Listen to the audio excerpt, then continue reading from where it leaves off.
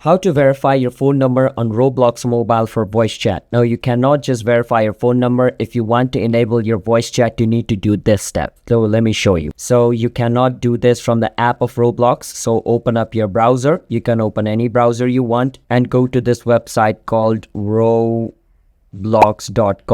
Once you go to roblox.com, it's going to ask you to continue to mobile app. You want to choose continue with browser, which is the bottom option over here. Once you're in the browser version, it'll ask you to log in into your account. So log in. Once you log in into your account, it'll bring you here. Over here, click on the settings icon at the top right of your screen and click on the settings option again.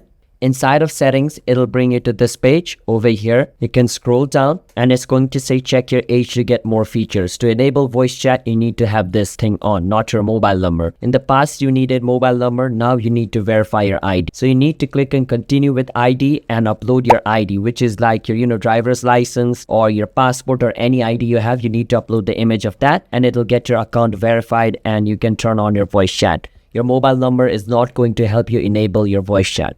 So keep that in mind. This is the thing you need to do. So subscribe to our channel for more videos like this.